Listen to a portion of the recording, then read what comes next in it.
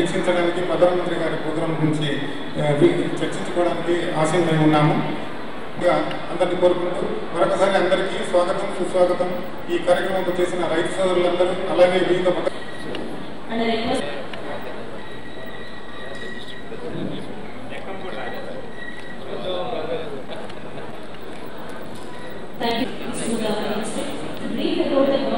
పథకాల ద్వారా లబ్ధి పొందుతున్న, ఇక్కడికి విచ్చేస్తున్న జిల్లా నుంచి నలుమూలల నుంచి విచ్చేసిన లబ్ధిదారులందరికీ కూడా నమస్కారం. మీరందరూ చూస్తూనే ఉన్నారు, అనేక పథకాల ద్వారా ప్రతి ఒక్క కుటుంబానికి లబ్ధి చేకూర్చాలి అనే ఉద్దేశంతో ఇటు సెంట్రల్ గవర్నమెంట్ కానీ రాష్ట్ర ప్రభుత్వం కానీ అనేక కార్యక్రమాలు చేపట్టి ప్రతి ఒక్కరు కూడా ఏదో ఒక రూపంగా లబ్ధి పొందుతూ వారికి చేకూరిన లబ్ధితో వాళ్ళు ఇంకా వారి జీవితంలో ముందుకి జరగాలి అనే ఉద్దేశంతో ఈ పథకాలన్నీ ప్రవేశపెట్టడం జరుగుతూ ఉంది. ఈరోజు ముఖ్యంగా మనకి ప్రైమ్ మినిస్టర్ గారు ప్రైమ్ మినిస్టర్ కిసాన్ యోజన అనేది మనకి స్టార్ట్ చేస్తున్నారు. అయితే ఇందులో మీరు అందరికీ తెలుసు, గత నెల మనము రైతు భరోసా కూడా మనము ఇందులో భాగంగా రిలీజ్ చేయడం జరిగింది రాష్ట్ర ప్రభుత్వం నుంచి. అయితే రాష్ట్ర ప్రభుత్వం మరియు సెంట్రల్ గవర్నమెంట్ నుంచి మనకి ఏదైతే కేంద్ర ప్రభుత్వం నుంచి రెండు కలిపి రైతు భరోసా కింద 13,500 ఇవ్వడం జరుగుతూ ఉంది. అయితే ఈ రెండు పథకాల ద్వారా ప్రతి ఒక్క రైతు కూడా లబ్ధి చేకూర్చాలి. జూన్ మాసంలో తొలకరి జల్లు పడుతూనే రైతు ఎక్కడ కూడా పెట్టుబడికి ఆశించకుండా వారికి ఆర్థికంగా సహాయం చేస్తూ వారికి ఏదైతే విత్తనాలు కానీ ఎరువులు కానీ ఇవి కావాలో వాటన్నిటికీ సమకూర్చుకోవాలి. ఎవరి దగ్గర కూడా అప్పుకి చేయి చాచకూడదు అని రైతుకి ఈ రైతు భరోసా కార్యక్రమం మనము అటు కేంద్ర ప్రభుత్వ వాటా 6,000, ఇటు రాష్ట్ర ప్రభుత్వ వాటా 7,500 కలిపి మనము ఇవ్వడం జరుగుతూ ఉంది. అదేవిధంగా ఏదైతే మనకి ఇళ్ల స్థలాలు ఇచ్చామో మనము ఆ ఇళ్ల స్థలాలు కూడా మీ అందరికీ తెలుసు, ఇప్పుడు కూడా రాష్ట్రంలో చరిత్రలో లేని విధంగా ఈసారి మనము అనేక ఇంటి పట్టాలు మొత్తం రాష్ట్రంలోనే 31 లక్షల ఇంటి పట్టాలు ఇవ్వడం జరిగింది. వీటన్నిటికీ కూడా ప్రైమ్ మినిస్టర్ ఆవాస్ యోజన ద్వారా ఇప్పుడు ఇల్లు కట్టించడం కూడా జరుగుతూ ఉంది. ఇక్కడ వచ్చిన లబ్ధిదారులు కూడా దాదాపు 90% మందికి ఇంటి పట్టాలు ఇవ్వడం జరిగింది. కాబట్టి ప్రతి ఒక్కరు కూడా ఈ ప్రైమ్ మినిస్టర్ ఆవాస్ యోజన కింద మరియు మనం ఇచ్చిన నవరత్నాలు పేదలందరికీ ఇళ్ళ కింద స్థలం ఏదైతే ఇచ్చామో దీన్ని ఉపయోగించుకుంటూ వారికి సొంత ఇంటి కళ ఏదైతే ఉందో అది సాకారం చేసుకోవాలని కోరుకుంటున్నాము. అదేవిధంగా ఇందాక మీరు చూసారు, కార్యక్రమం మొదలైనప్పుడు అనేక వీడియోస్ శానిటేషన్కి చాలా ఇంపార్టెన్స్ ఇస్తున్నారంటే స్వచ్ఛ గ్రామాలను తయారు చేయడానికి చాలా ఇంపార్టెన్స్ ఇస్తున్నాము. మీ అందరికీ ఇప్పుడు గ్రామాల్లో ఇంటింటికి చెత్త సేకరణ ఆల్రెడీ స్టార్ట్ అయింది. ఎక్కడ కూడా మనకి డంపింగ్ యార్డ్, ఏ ఊరికి వెళ్ళా కూడా మా ఊర్లో ఒక డంపింగ్ యార్డ్ ఉంది, ఈ డంపింగ్ యార్డ్ తీసేయండి, మాకు ఊర్లో చాలా రోగాలు వస్తున్నాయి అనేది చాలా మనకి కంప్లైంట్స్ వస్తుంటాయి. అయితే ఇందులో భాగంగా మనకి ఇంటింటికి క్లాప్ మిత్రాల్ని పంపించి చెత్త సేకరణ చేసుకుంటూ ప్రతి ఊర్లో కూడా ప్రతి గ్రామ పంచాయతీలో కూడా SWPC షెడ్స్ కట్టుకుంటూ అక్కడే ఎరువుల్ని మనం తడి చెత్త పొడి చెత్త వేరు చేసి తడి చెత్త నుంచి మనము ఎరువులు తయారు చేయడం జరుగుతూ ఉంది. సో ఈ విధంగా కుటుంబానికి లబ్ధితో పాటు ఊరిని కూడా స్వచ్ఛ గ్రామాలుగా తయారు చేస్తూ గ్రామాల్లో నివసిస్తున్న పబ్లిక్కి ఒక హెల్తీ వాతావరణం కల్పించాలి అనే ఉద్దేశంతో ఈ కార్యక్రమం చేపట్టడం జరుగుతూ ఉంది. అదేవిధంగా పోషణ్ అభియాన్, తల్లి గర్భం దాల్చినప్పటి నుంచి, ఒక స్త్రీ గర్భం దాల్చినప్పటి నుంచి స్కూల్కి వెళ్ళేంత వరకు, వారి బిడ్డ స్కూల్కి వెళ్ళేంత వరకు కూడా వారి ఆరోగ్యాన్ని కాపాడుకుంటూ పోషణ్ అభియాన్ అనే కార్యక్రమం చేపట్టడం జరుగుతూ ఉంది. సో ఇలా అనేక కార్యక్రమాల ద్వారా ఏదైతే లబ్ధి చేకూరుస్తున్నామో ప్రతి ఒక్కరు కూడా ఈ కార్యక్రమాలన్నింటినీ సద్వినియోగం చేసుకోవాలని కోరుకుంటున్నాము. అదేవిధంగా ఈరోజు మనము స్వయంగా చాలా మంది లబ్ధిదారులు కూడా మనతో పాటు మాట్లాడతారు. ఈరోజు మధ్యలో వాళ్ళకి ఈ అనేక కార్యక్రమాల ద్వారా వాళ్ళకి ఎలా బెనిఫిట్స్ వస్తున్నాయి అనేది కూడా మనం తెలియజేస్తాము. కాబట్టి ఈ కార్యక్రమంలో ఏమేమి ఉన్నాయి, మనకి ప్రోగ్రామ్స్ ఏంటి అనేది మీకు అవగాహన చేరుస్తూ ఇప్పటి వరకు మనం ఎంత దూరం వెళ్ళాము, ఇంకా మనం ఈ కార్యక్రమాల ద్వారా ఎంత మనము ప్రజలకి మేలు చేయొచ్చు అనే ఉద్దేశంతో ఈరోజు ఈ కార్యక్రమం పెట్టుకోవడం జరిగింది. మీ అందరినీ కూడా ఈ కార్యక్రమానికి మరొకసారి స్వాగతిస్తూ సెలవు తీసుకుంటున్నాం. Thank you. శ్రీ రాజీవ్ చంద్రశేఖర్ గారు, అలాగే గౌరవ పార్లమెంట్ సభ్యులు శ్రీ మార్గాని భరత్రామ్ గారు, గౌరవ శాసనసభ సభ్యులు శ్రీ జక్కంపూడి రాజా గారు, శ్రీ సోము వీర్రాజు గారు, రాకుల్ వీర్రాజు గారు, అలాగే కృష్ణరాజు గారు, దాంతో పాటుగా డిస్ట్రిక్ట్ కలెక్టర్ గారు అండ్ కమిషనర్ రాజమండ్రి మున్సిపాలిటీ, ప్రధానంగా కేంద్ర ప్రభుత్వం ఈరోజుగా మంచి కార్యక్రమాన్ని మన పట్టణంలో నిర్వహిస్తున్నందుకు మంత్రివర్యులకి ధన్యవాదాలు. స్వాతంత్ర్యం వచ్చి 75 సంవత్సరాలు అయింది. స్వాతంత్ర్య ఫలాలు పూర్తిగా పేదవాడికి చేరాయా అంటే కొంత ప్రశ్న ఇంకా మిగిలి ఉంది. స్వాతంత్ర్య ఫలాలు అంటే ఏమిటి? ఈ దేశంలో జీవించే ప్రతి వ్యక్తి ఈ దేశం నాదని, ఈ దేశం నా గురించి, ఈ దేశంలో పాలకులు నిరంతరం ఆలోచన చేస్తారని, తద్వారా నేను భరోసాతో బ్రతకగలని నమ్మకం ఒక పేద ఇంటిలో పుట్టిన వాడికి కలగటమే. ఒక పేద ఇంటిలో పుట్టినటువంటి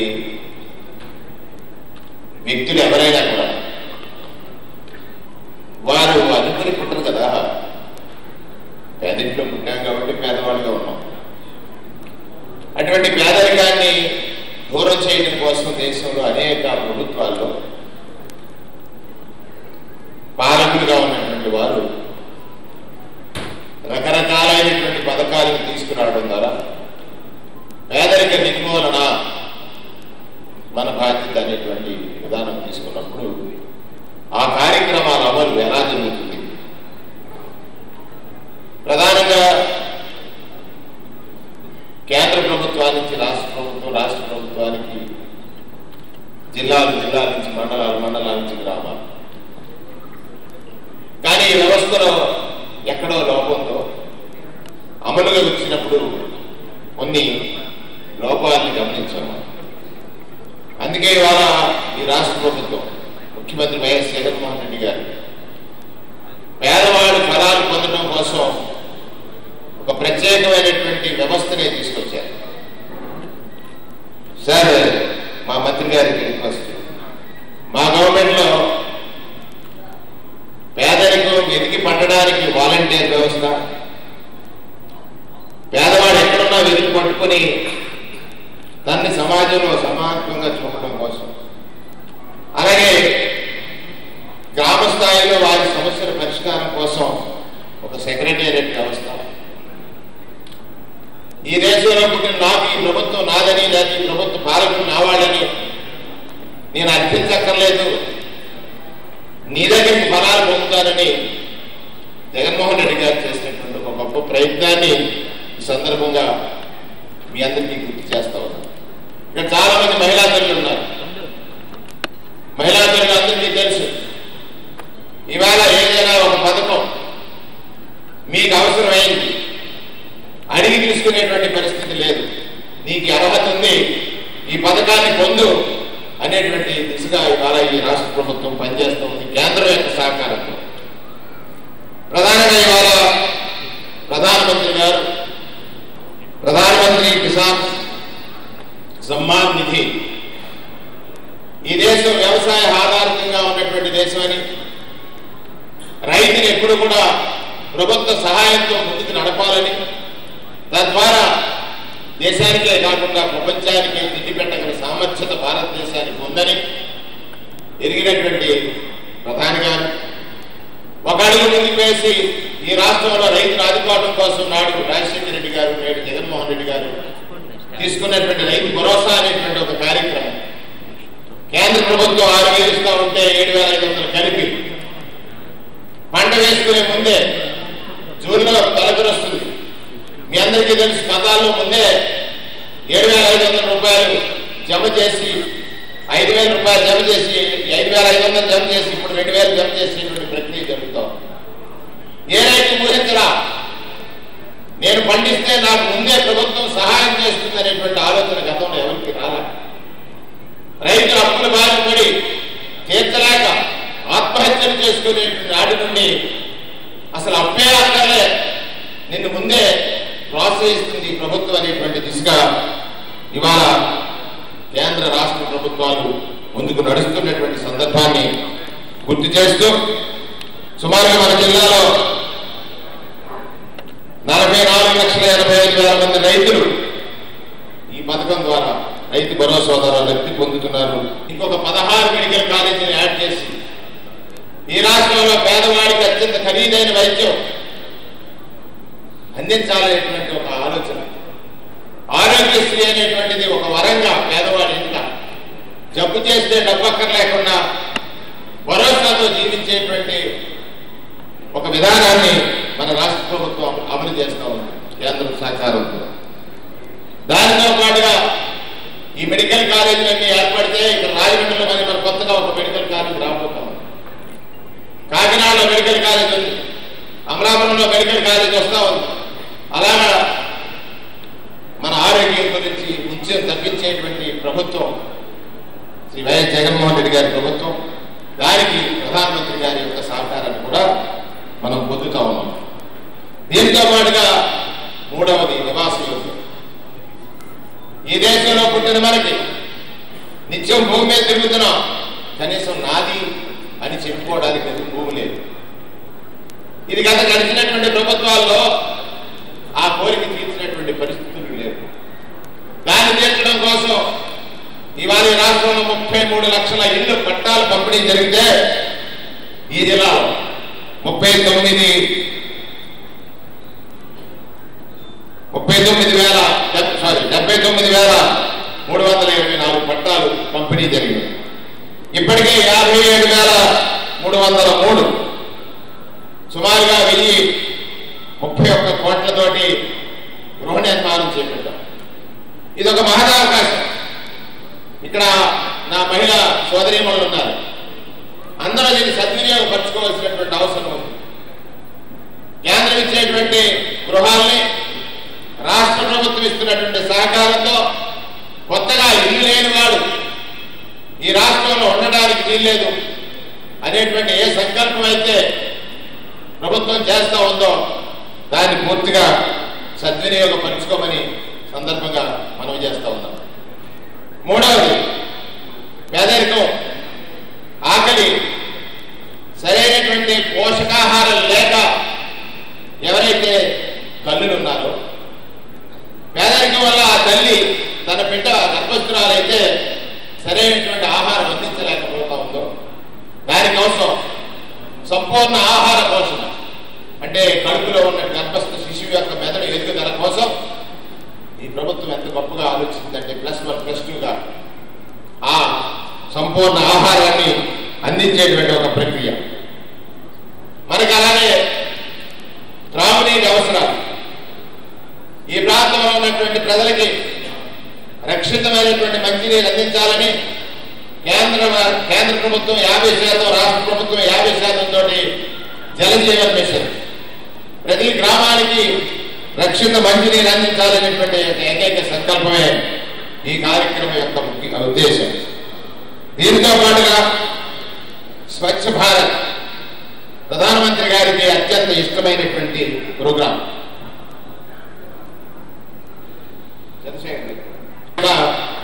అత్యంత ఇష్టమైన ప్రోగ్రాం స్వచ్ఛ భారత్ అంటే పరిసరాలు పరిశుభ్రంగా ఉంటే సగ ఆరోగ్య సమస్యలు తీరిపోతాయి. మన ఇంటిని మన వంటిని ఎంత శుభ్రంగా ఉంచుకోవడానికి మనం ప్రాధాన్యతనిస్తామో అంతకంటే ఎక్కువ మన పరిసరాల శుభ్రత ప్రాధాన్యతని మనందరం ఎరిగి జీవించాలి. మరి ప్రధానమంత్రి గారు కూడా ఎప్పుడూ చెప్తా ఉంటారు, ఆజాదీ కా అమృత్ మహోత్సవ్ 75 సంవత్సరాలు కంప్లీట్ అయ్యి మనము అమృత కాలంలోకి అడుగు పెట్టాము.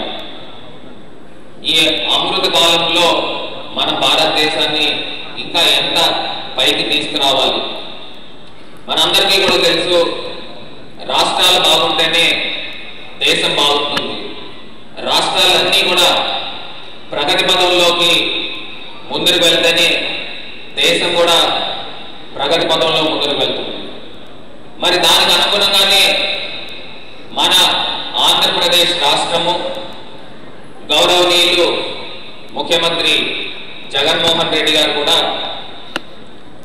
ప్రతి పేదవాడికి ఆకలితో ఉండకూడదు, ప్రతి పేదవాడికి సొంతిల్లు కళ నెరవేరాలి, ప్రతి పేదవాడికి చేతిలో ఒక పని కల్పించాలి అని ఏ రకంగా ప్రధానమంత్రి గారు ఆలోచన చేస్తున్నారు, దానికి అనుగుణంగానే ముఖ్యమంత్రి గారు కూడా మరి ముందుకు వెళ్తా ఉన్నారు.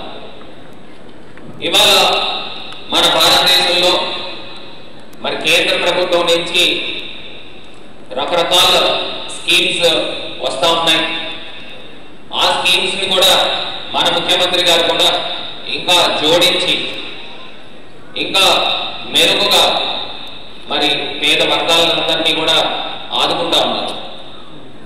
ఇవాళ నేను చెప్తా ఉన్నాను, పుట్టిన పిల్లవాడి దగ్గర నుంచి అవ్వాతాతల దాకా అందరికీ కూడా ఏదో ఒక సంక్షేమ కార్యక్రమాన్ని అందిస్తా ఉన్నారు. మీరంతా అనుకోవచ్చు పుట్టిన పిల్లవాడికి ఏమి ఇస్తారని. మరి ఇవాళ మరి ప్రతి బాలింతలకి కూడా మనం ఎప్పుడైనా చూసామా? మన రాష్ట్రంలో కానీ నిజంగా నేను దేశంలో కూడా చెప్తా ఉన్నాను, మరి అన్ని రకాల ఒక కిట్ ఇస్తా ఉన్నారు. దాంట్లో ప్రతిదీ కూడా జొన్నల దగ్గర నుంచి రాగుల దగ్గర నుంచి గుడ్లు దగ్గర నుంచి నెల 25 గుడ్లు ఇస్తా ఉన్నారు. అదేవిధంగా పాలు ఇస్తా ఉన్నారు. దాంతోపాటు మనకి చిక్కీలు ఇస్తా ఉన్నారు, బెల్లం ఇస్తా ఉన్నారు. మరి ఇవన్నీ కూడా ఎప్పుడు కూడా దేశవ్యాప్తంగా ఇన్ని రకాల వస్తువులతో ఇచ్చిన సందర్భాలు ఎక్కడా కూడా లేవు మన రాష్ట్రంలో. ఏ రాష్ట్రమైనా అభివృద్ధి చెందాలి అంటే కేంద్ర ప్రభుత్వానికి రాష్ట్ర ప్రభుత్వానికి ఒక మంచి సమన్వయంతో ముందుకు వెళ్లాల్సినటువంటి అవసరం ఎంతైనా. ఈవేళ ముఖ్యంగా ఆంధ్ర రాష్ట్రంలో కేంద్ర ప్రభుత్వం నుంచి ఎటువంటి కార్యక్రమం వచ్చినా, ఏ రకమైనటువంటి పథకాలు వచ్చినా పూర్తి స్థాయిలో వాటిని వినియోగించుకోవడానికి, ఉపయోగించుకోవడానికి ఒక బలమైనటువంటి మెకానిజంని ఈ రాష్ట్ర ప్రభుత్వం, ప్రీతమ ముఖ్యమంత్రి జగన్మోహన్ రెడ్డి గారు ఎక్కడ లేనటువంటి విధంగా ఇక్కడ ఒక వాలంటీర్ వ్యవస్థను కానీ లేక గ్రామ సచివాలయం వ్యవస్థను కానీ తీసుకొచ్చి ఒక పరిమితమైనటువంటి కాల సమయంలోపు ఎవరు ఏ అర్జీ తీసుకొచ్చినా కూడా పనులు పూర్తవ్వాలనేటువంటి ఒక లక్ష్యంతో ఇవాళ ఈ ప్రభుత్వం పనిచేస్తాం. ఆ కారణం చేతే ఎక్కడా కూడా కులాలు కానీ మతాలు కానీ లేక పార్టీలు కానీ వర్గాలు కానీ ఇటువంటి ఏవి కూడా మరి ఒక ప్రామాణికంగా తీసుకోకుండా కేవలం అర్హత మాత్రమే ప్రామాణికంగా తీసుకుని సాచురేషన్ పద్ధతిలో ఎవరికి ఏ పథకం అయితే అందుతుందో వాళ్ళందరికీ కూడా అందించగలిగేటటువంటి ఒక గొప్ప మెకానిజాన్ని ఇవాళ ఈ ప్రభుత్వం చేపట్టింది. రానున్నటువంటి రోజుల్లో కూడా పూర్తి స్థాయిలో ఈ రాష్ట్రం, ఈ ప్రాంతం అభివృద్ధి జరగాలి అంటే ఇవాళ కేంద్ర మంత్రి గారిని ఒకటే విజ్ఞప్తి చేస్తా ఉన్నాం. ఏదైతే విభజన చట్టంలో ఈ రాష్ట్రానికి ఈ రకంగా మేలు చేస్తామనేటువంటి వాగ్దానాలు చేశారు, వాటన్నిటినీ కూడా నెరవేర్చేటటువంటి దిశగా మీ నుంచి పూర్తి స్థాయిలో సహాయ సహకారాలు ఉండాలని, ముఖ్యంగా ఏదైతే మా ముఖ్యమంత్రి గారు పదే ప్రధానమంత్రి గారిని కానీ లేక కేంద్ర ప్రభుత్వాన్ని కానీ ఈ రాష్ట్రానికి స్పెషల్ స్టాటస్ కేటగిరీ అనేటువంటిది ఒక ఆయువు లాంటిది, ఒక సంజీవని లాంటిది అని చెప్పి అడుగుతూ ఉన్నారు. మరి దాని గురించి కూడా ఆలోచన చేయమని చెప్పి కేంద్ర మంత్రి గారిని విజ్ఞప్తి చేస్తూ మరి వారి కాసేపట్లో ప్రధానమంత్రి గారి యొక్క స్పీచ్ కూడా ఉంది కాబట్టి ఎక్కువ సమయం తీసుకోవట్లేదు. మరి ఈ అవకాశం ఇచ్చినటువంటి పెద్దలందరికీ కూడా నాకు హృదయపూర్వకమైనటువంటి కృతజ్ఞతలు తెలియజేసుకుంటూ సెలవు తీసుకుంటున్నాను. Thank you. తూర్పుగోదావరి జిల్లా అండి. My colleague in Parliament, Margani Bharatram Garu, Jakkampudi Raja Garu, my senior leader Somu Viraj Garu, Collector Dr. K. Madhvilata Garu, आप सबको मेरा नमस्कार प्रणाम. I will speak a little bit in Hindi and English for the two of you. I have only 3 minutes and I will make it very brief. ये सरकार का एक milestone बना रहे हैं और हम बना रहे हैं आप सबके साथ.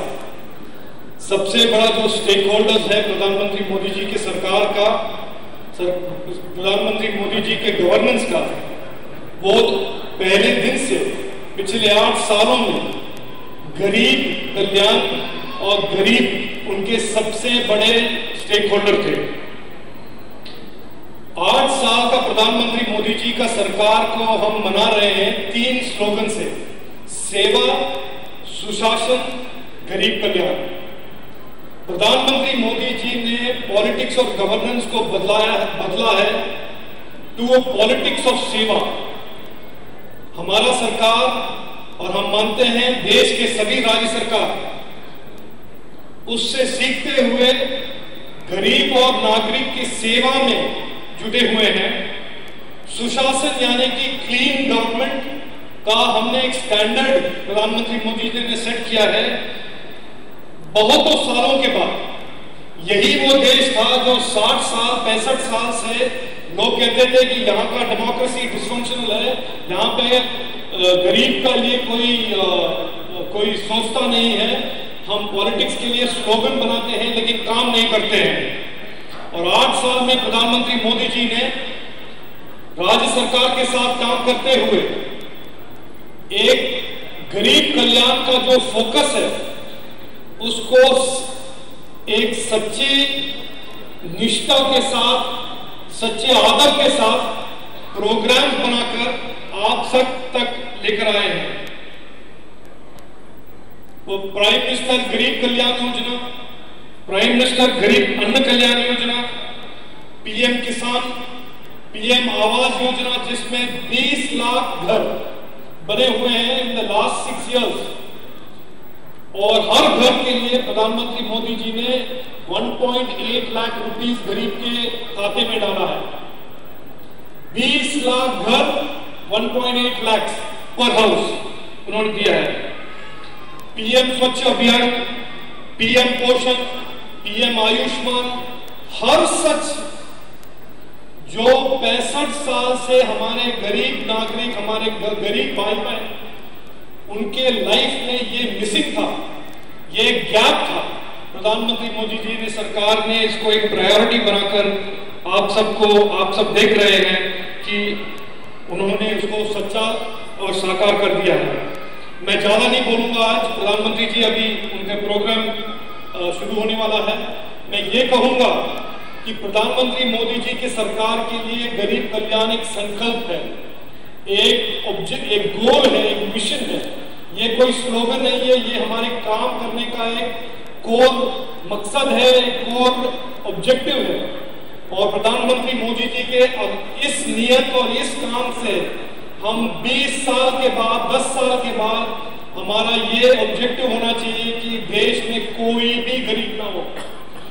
India should be a country where there is no more poor, and India should be a country, and India will be a country, thanks to Prime Minister Narendra Modi ji, where every Indian has an equal opportunity to prosperity and progress, and future generations will live with dignity, will live with pride, and will live with prosperity.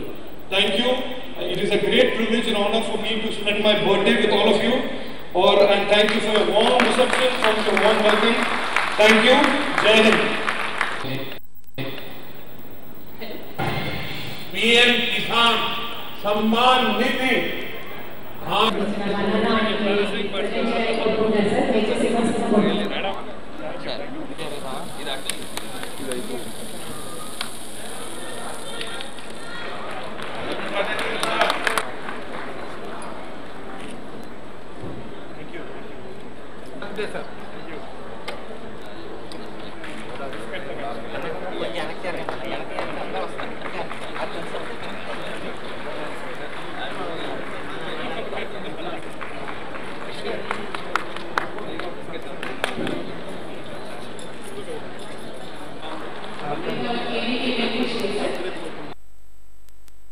जी,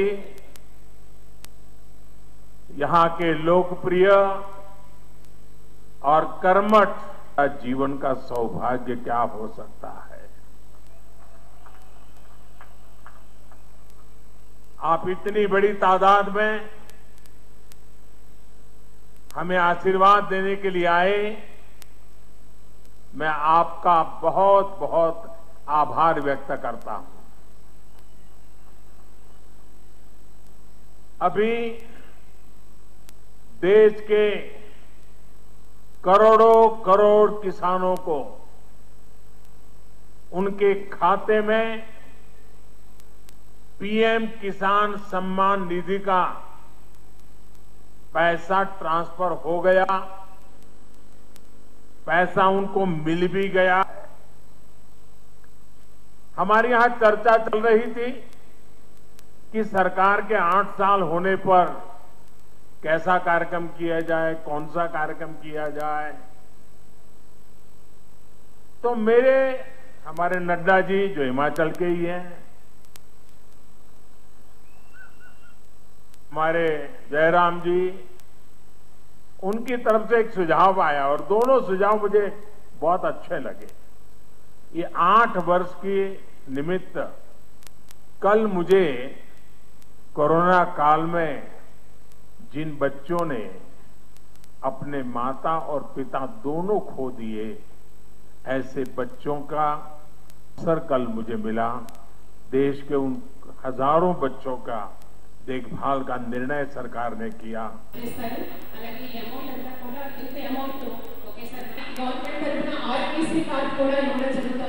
వారికి ముఖ్య సంవత్సరం వాళ్ళకి 20,000 amount చొప్పున వాళ్ళ చదువుకు కానీ ఇతర ఖర్చులు కానీ ఇవ్వడం